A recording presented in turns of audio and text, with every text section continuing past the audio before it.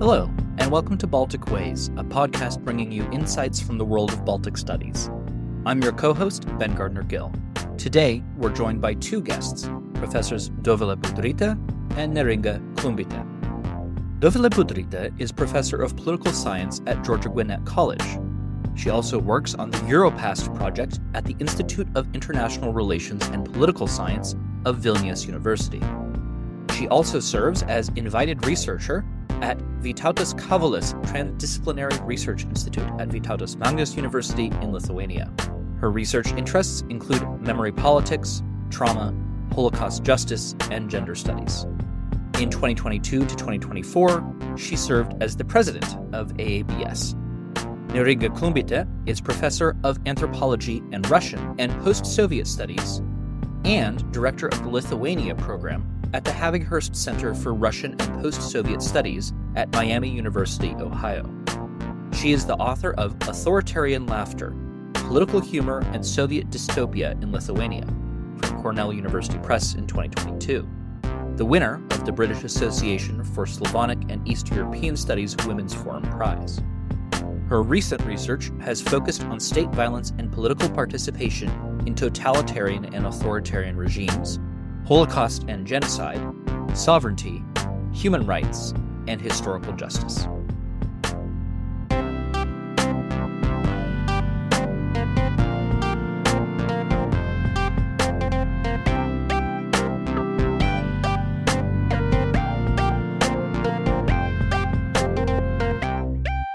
Dovilė and Neringa, thank you so much for joining Baltic Ways. Really appreciate you being here. Now, the two of you have come together to work on Holocaust studies, sort of a joint project, but from two different disciplines. Dovilė, you're a political scientist. Neringa, you're an anthropologist. Could each of you say a little bit about how you came to study this topic and how you approach it from your respective fields? Dovilė, maybe if you could start.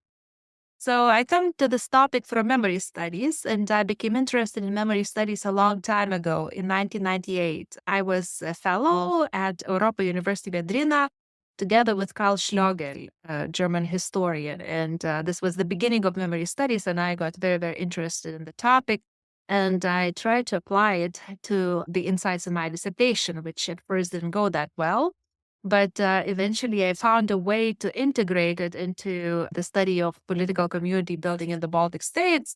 And I realized that historical memory, and not just historical memory of the Soviet crimes, but also of the Holocaust, was one of these major issues that became both an inspiration and also an obstacle for a democracy building in Lithuania, and was also definitely some of the obstacles for tolerance and some of the obstacles for political community building in Lithuania as well. So studying memory, obviously, whether you want it or not, especially whether you study Baltic memory, one must confront the memory of World War II, and one must confront the memory of the Holocaust. And I was indeed very interested in teaching about the Holocaust as well, and I was able to attend several seminars at the U.S. Holocaust Memorial Museum on Holocaust teaching, and slowly, I became comfortable with the literature and started using it in my work on memory conflicts. And later on, Neringa invited me to join this project on justice. And at first we were thinking about justice, not just the Holocaust justice, but also justice related to Soviet crimes. But eventually, again, we found this angle that I think is very interesting. Wonderful. And Neringa, sounds like you were the initiator here, so tell us more. I just came naturally. I think we came naturally together. I'm not sure who started first. But yes, I was interested in memory studies as well, not touching the Holocaust, of course, because I thought there are so many people who study it. I have, to explore different fields. And that was primarily, the memory of Soviet crimes, and as well as more recently, nostalgia for Soviet times as well. And I think, for me, the breaking point was the war in Ukraine, and especially the large-scale invasion. When it started, these kind of questions, war and violence and genocide, came back to the front of scholarship for many of us, kind of rethinking the history. And at that point, I realized I would like to understand the present, looking back at the Holocaust and what it meant for Lithuania's history. In my previous research, I was interested in historical justice as such, so that kind of naturally brought us together because this is Dovilė's topic. I'm just looking more from anthropological perspective, how people think about it, how they feel in history, what they remember. So ethnographic research with and among Jewish community members is important for me, while Dovilė is just amazing at connecting all those small everyday things, what people think about, what they remember, to very large-scale events, and that's international studies and political science, of course, and those broader processes. So in that sense, uniting our disciplines, we're able to talk about, the small things like looting of Jewish property during the Holocaust and how people felt and how their everyday worlds were recreated, and then talk about big aspects like global trends in historical justice and restitution and transformation globally.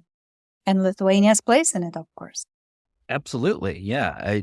I think one of the great things about collaborative projects like this that you see across all sorts of disciplines and topics is that when you can combine that ethnographic perspective, the real grassroots and the grass top, so to speak, and the international perspective, you can get this full scope understanding in a way that is frankly very difficult to do coming just from one discipline for a lot of people, especially if they have to focus on just their own research without collaboration. So if we could talk a little bit more about that, we'll start again with you, Neringa, here, and we'll move sort of up the chain of power, so to speak, and start with the everyday people. And could you describe a little bit more about what your research has looked into, what you found, and how that starts to integrate with some of the higher level political topics that will then lead into Dovilė's portion? Mm-hmm. Yeah, so of course, the research is not finished. There are lots of things that we have to do for this research as well. But we primarily focused on plunder and robbery in the Lithuanian provinces and relied on eyewitness accounts. So for our audience, if they are not aware, the Holocaust very much entailed theft and plunder. And as famously Jan Gross has said once, and I will cite his words, that it was a continent-wide affair, a theft of 6 million people, and the history of individual death of nearly every Jew in Eastern and Western Europe starts with theft in some way. Just to connect right away to the larger levels, I will say, and Dovilė will talk more about it, that restitution and property questions are an important part of historical justice. So we start from restitution and historical justice questions at current days and then go back into the history. And here, we look what happened in those provinces and relying on eyewitnesses' accounts. And of course, the property in Lithuania, Jewish property, belonged to the Reich. But at the same time, there was a lot of things in and organization of expropriation, right? Dispossession in local administration hands. And Germans could not control that so well. So we looked, what happened in those provinces. And this is very disconcerting. You could see a very kind of even carnivalesque elements when people would hunt Jews for their property or for their things, right? Or when they would loot as soon as they would be taken away to those ghettos or concentration points. Or they would wear, things that shooters gifted to them in the church. There were all kind of things that we were able to discover looking at that and better understand what happened during the Holocaust.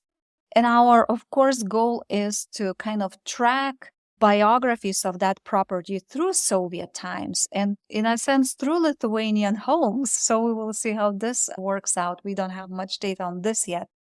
And then, the end point is talking to Lithuanian Jewish communities, talking to Lithuanian Jews and asking what do they think about that? How do they understand the restitution process itself? Do they feel that they are getting back what was taken away? And of course they don't. And if I should tell at this point, preliminary conclusions of our research and how Jewish community relates to those questions. So this is just a kind of a very broad sketch of our interests leading to those big questions about historical justice and restitution. So I'll let Dovilė now tell more about that part. Right. So, and Neringa talked a lot about, I would say, robbery part, right? So the way I see our research, it consists of two parts, robbery and restitution. Unfortunately, even though the Holocaust literature definitely shows very vividly that property and theft was an integral part of the Holocaust, as Neringa said, right, in Lithuania, this has not been discussed much, at least by academics. There have been only several articles very, very briefly addressing the topic of property and theft. When we started listening to the recordings in the US Holocaust Museum, it was quite amazing how important that topic was. People talked about it. I mean, they were asked about it, but it became very, very clear that for the local people, the theft was definitely something that they remembered. I remembered myself, sometimes when talking to my parents, we were talking about how people would move into Jewish homes after the war, right? So it's there. This memory about property is there, but our goal was to try to document it, try to understand it a bit better. In my eyes, this is an important condition to better understand the process of restitution, right? So in my previous research, even though it was not necessarily on the topic of the Holocaust, I was very interested in the ways that international norms, international beliefs are interpreted on the ground, right? In my previous work, I wrote, for example, about the ways in which gender norms are interpreted on the ground. And one of the findings, that was a while ago, but that when you look what's happening on the ground, these big ideas that we see internationally get interpreted very, very differently, right? So on the one hand, we know there was definitely a lot of theft, a lot of injustice done during the Holocaust, right? But how are the two processes related? How's the process of restitution, which came to Lithuania from above, right? I'm not afraid to say that. There were some local initiatives, like Apology by President Brazauskas. We learned that there were some very much local initiatives to do that.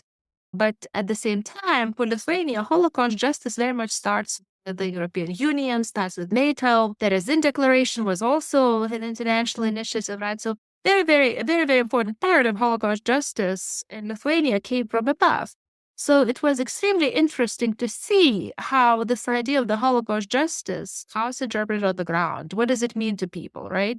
We know that there were many crimes that took place during the Holocaust. Right now, there's the process of restitution going on. Are the two related at all? How are they interpreted by the intended recipients of restitution, which is to say Jewish communities? And similar to many other findings of people who look at those international norms and how they interpret on the ground, indeed, the process is very messy. And those norms, they get their own interpretations. And it's very clear that the Lithuanian state indeed tried to be a very good citizen when they wanted to get into the EU, when they wanted to get into NATO. So they created the Holocaust Commission. They made Holocaust education mandatory. They created the Goodwill Foundation in 2011 and then extended the process of restitution in 2022. So when you look at what the Lithuanian state is doing, it looks like, wow, maybe they understand the extent of the crimes that were taking place, right? But I think one of the preliminary findings that it's not necessarily the case, right? Even the name itself, Goodwill Foundation, suggests that it's a goodwill, that it's not necessarily the acknowledgement of all of these atrocities that took place in the territory of Lithuania with local participation during the Holocaust. And I think that's what's so interesting to me. And that's how the two processes are related, right? Because there definitely was robbery, there definitely was restitution, right? How do the two speak to each other? They should ideally, because that's the idea of the Holocaust justice, right? To have some kind of reckoning with what happened in the past. And one of the most interesting processes would be that for many people, they see restitution process not necessarily very much related to that robbery that took place such a long time ago. It's interesting you talk about how Lithuania wanted to be a good citizen joining these European and transatlantic institutions. And we saw this pattern across the region where the EU has these particular standards you need to meet. NATO says, well, you need to do this thing. And so, yes, of course, we'll go do this thing. But then that progress sometimes gets stalled or halted. And it's not just Lithuania. We see this across the region. Are there particular things you're learning from the Lithuanian case, and this could go for either of you, that stand out to you as like, this was unique in Lithuania, there was something special here? Or is perhaps what you found so far, perhaps even darker, the horrors here or the horrors that have been documented in other places as well? What's the tone of how your research about Lithuania sets in the broader regional context? Well, I can start and then Dovilė, of course, will continue. So in general, there is very little research done on looting and plunder, especially in Eastern Europe and the former USSR. And partly because archives were closed before the collapse of the Soviet Union. It was different form from plunder in Western Europe, where, it happened through the time from 1933, Aryanization process, where cultural artifacts, industries were appropriated. Over here, there was much more kind of different because of the Holocaust by bullets, because locals were much more involved. And it was less organized, I would say, than it was in Western Europe, and less kind of overseen by the state itself. So this was the occupying power as such. And before, of course, Nazis came here and German occupation started, there were Soviets who nationalized property before even it was expropriated by Germans. So there is a specifics, and in Lithuania, it's hard to compare because there are so few studies. And this is something that is being researched right now. So in the future, we are going to have more studies, and it looks like there are quite some similarities with Poland and what happened in Ukraine as well. So we will be receiving those studies. Now, regarding just another point regarding the specificity of Lithuania and our contributions, this anthropological part of our research, it really allowed us to look, how Jewish communities imagine restitution itself, because usually this is discussed at international, national levels. Nobody really asks, what do you think about what happened during the Holocaust, about robbery and all the things that were looted. Jewish people themselves, survivors and their descendants, well, more their descendants these days, of course. So what we find during our ethnographic research, it is very kind of eye-opening and helping us to understand the processes in much broader light. Jewish communities, they don't really want their own property and things back. They understand that justice is not going to be restored at any case.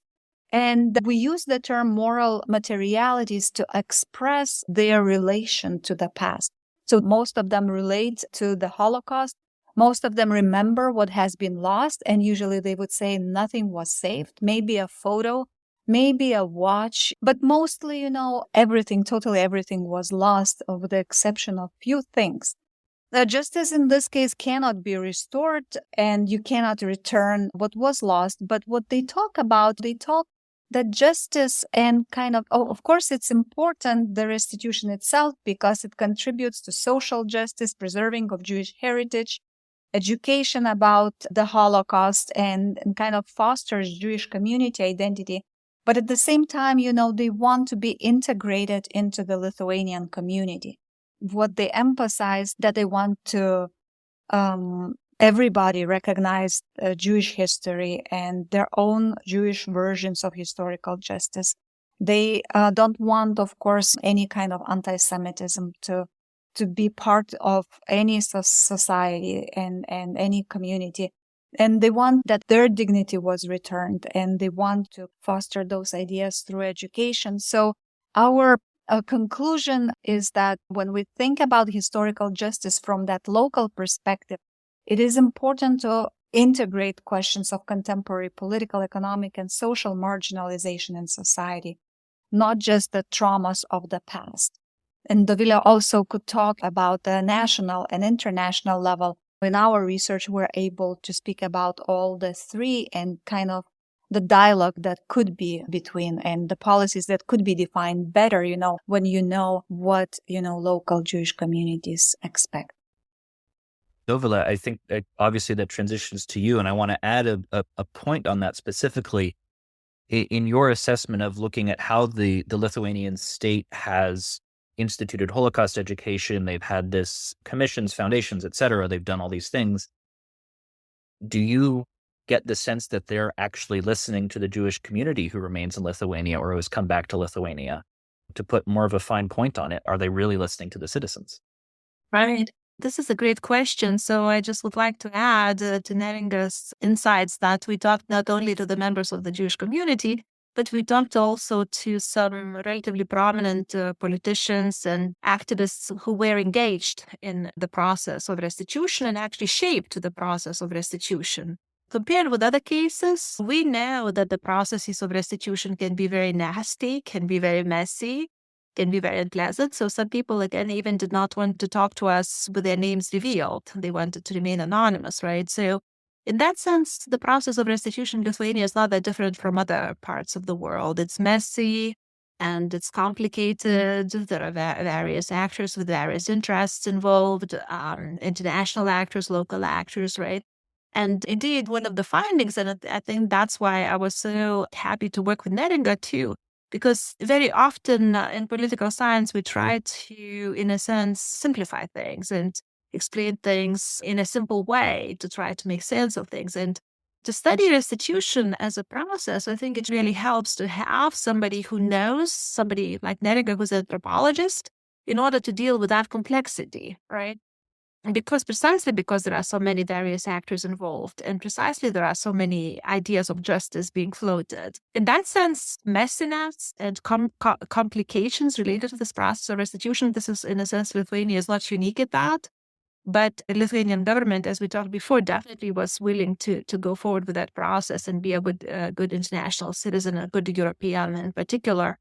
When it comes to the question whether the Lithuanian state was listening to the Jewish community, right? One thing that I'd like to make, and this was probably, to me, was one of the most interesting findings working with Neringa, was how many different Jewish communities there are in Lithuania. There are many, many Jewish communities, many actors. So one of the challenges of the processes of restitution usually is for the government, who should be involved in that? Which actors should be involved? Which actors should not be involved? Whom do we talk to, right? I do not envy the state of Lithuania when they had to go through that process because they had to pick and choose. They couldn't possibly cater to everybody, so they had to pick and choose actors with whom they talked. And I don't know how we will handle this in our writing, but this is probably also one of the most interesting, but one of the most controversial aspects of this whole thing, right? How do we talk about these perhaps unintentional divisions and boundaries, right?